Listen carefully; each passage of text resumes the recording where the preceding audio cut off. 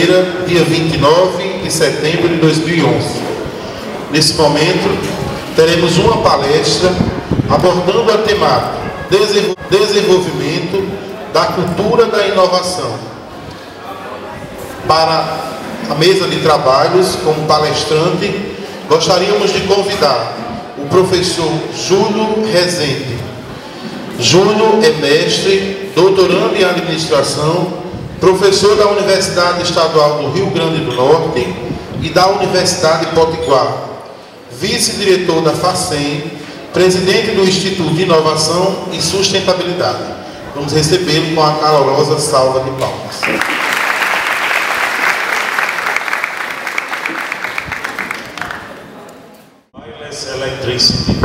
Falando sobre uma eletricidade sem fio, né? Assim, quer dizer, algo que eu considerei bastante inovador. Então, de repente, a possibilidade de você carregar aparelhos, você ter equipamentos funcionando dentro de casa, sem nenhuma conexão, né? Sem nenhuma conexão elétrica, né? Só pela vibração, só pelo ar, você tem a energia sendo transmitida para alimentar diferentes aparelhos na nossa casa. Então, eu considero algo bastante inovador, né? A questão acaba se vindo como uma empresa de referência também para a gente pensar em inovação, porque talvez a Apple está sendo considerada uma das empresas mais inovadoras do mundo, porque o que ela tem feito tem sido realizado com bastante consistência, né?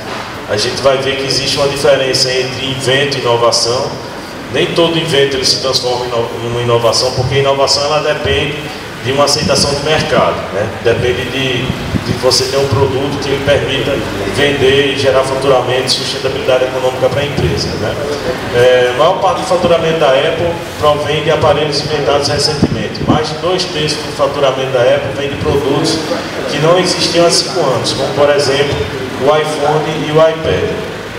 E 78% dos resultados da Apple é feito de produtos inimagináveis há apenas 10 anos atrás, como por exemplo o iPod e o software de gerenciamento iTunes, né? Então, assim, se de repente a empresa ela tivesse ficado parada no tempo, talvez nem existisse hoje, né? Então ela foi essa questão de acreditar e persistir nessa questão da inovação que permitiu que a empresa ela tivesse um excelente posicionamento, sendo considerada alguns dias atrás talvez como a empresa mais valiosa do mundo, né? A partir principalmente agora mais recentemente, a questão do iPad, né? Aqui tem uma imagem de um campus, que eles estão chamando de campus, né? Que seria um novo prédio da Apple, né? Que eles estão desenvolvendo. E nessa figura, eles colocaram aqui umas imagens de, por exemplo, um grande transatlântico aqui de mil metros, né? 1000 metros, colocou Empire State, colocou também cruzadores, um Zeppelin, grandes cruzeiros, para comparar, para mostrar a dimensão desse prédio, né? A magnitude desse prédio. E ele é uma espécie de um disco voador, né? Uma espécie de um disco para funcionar toda essa equipe. Então eles consideram também essa questão da inovação. É muito importante também um ambiente também propício para que essa inovação possa ocorrer. Então, se a gente pegar o caso aqui da UFES, a gente observa que existe, nós temos então toda uma infraestrutura sendo construída, e com certeza essa infraestrutura que está sendo desenvolvida, ela vai contribuir também para um comportamento de inovação também por parte de professores e alunos. Então a questão da infraestrutura física é muito importante. Aí uma imagem do Steve Jobs, né? O Steve Jobs aí como grande comandante da Apple, né? É lógico que essas inovações que foram desenvolvidas pela Apple não é só uma coisa dele, quer dizer, tem todo um trabalho da equipe contribuindo para o desenvolvimento dessas inovações aí, mas com certeza tem uma influência muito grande da liderança dele. E todo mundo sabe, ele está doente, assim, bastante doente, mas ele, de certa forma, está deixando um legado em termos de inovação e, de certa forma, mudando o comportamento das pessoas no uso da tecnologia, certo? Aqui a gente tem, nessa revista, que foi publicada, algumas inovações, como, por exemplo, a gente tem um iPad, né, que é uma espécie de um tablet, tablet. E você tem aí uma tecnologia, são algumas patentes que ele depositou, por exemplo, um tablet que de repente a própria tela ela sobe, ela se destaca, assim, expressando como se fosse um teclado, né? Quer dizer, então Isso aí ele já tem uma patente depositada relacionando a isso, quer dizer, como se de repente um teclado ele se projetasse da própria tela para você estar digitando. Uma das grandes expectativas em relação ao iPhone 5, que deve estar sendo lançado agora no mês de outubro, né, tem uma conversão já marcada para o mês de outubro. A grande expectativa é sobre o lançamento desse iPhone 5. E uma das expectativas é que esse aparelho ele trabalhe com o conceito de holografia. Então seria realmente uma coisa inédita, que a gente não tem, uma grande inovação que não está presente no nosso dia ainda essa questão da holografia. Então realmente vai mudar se isso se efetivar, se eles incorporarem isso, e já tem patente sobre isso. Então vai ser realmente uma mudança radical no nosso lidar com a tecnologia.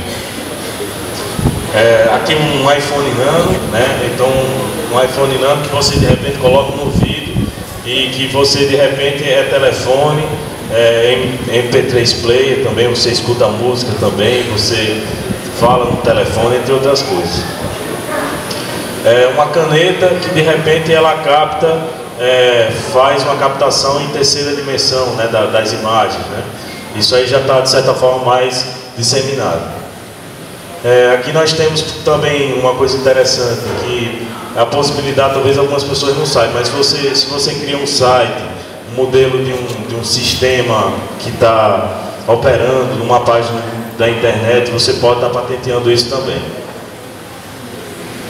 E a Apple, ela registrou a patente desse negócio do touchscreen, né? Essa questão de você aumentar e diminuir a imagem, né, com 2 dedos, né, com polegar e com indicador, né? Quer dizer, então isso aí gerou como a patente é importante para a inovação, né? Porque a partir dessa patente, ela tem bloqueado várias ações de comercialização da Samsung na Europa, por exemplo. Então aconteceu até o tablet da Samsung ele ser tirado do mercado em alguns momentos na Europa por conta dessa proteção, né, que eles têm, dessa patente. E que aí a Samsung estava utilizando também essa tecnologia, eles bloquearam a comercialização desse produto da Samsung a partir dessa patente que eles têm. Aqui tem uma espécie de um registro de um desenho sobre como é que seria de repente essa projeção holográfica, né? Como é que seria de repente essa projeção. Então existem perspectivas também que de repente esse novo aparelho ele projete, né, a questão do teclado, o teclado do computador na mesa, né, como se fosse uma luz, você vai digitando na mesa, né, nessa luz que está sendo projetada, e o aparelho ele capta essa informação e transforma isso em informação, né, compreendendo o que você está digitando na mesa, nessa projeção que está sendo feita do teclado. Então são coisas bastante inovadoras que está sendo feito. E se a gente quer imaginar alguma coisa relacionada ao nosso desenvolvimento econômico, a gente deve olhar em termos do que há de melhor, né, em termos de inovação, para a gente ser ousado, né, ser ousado e a gente ter um resultado excelente.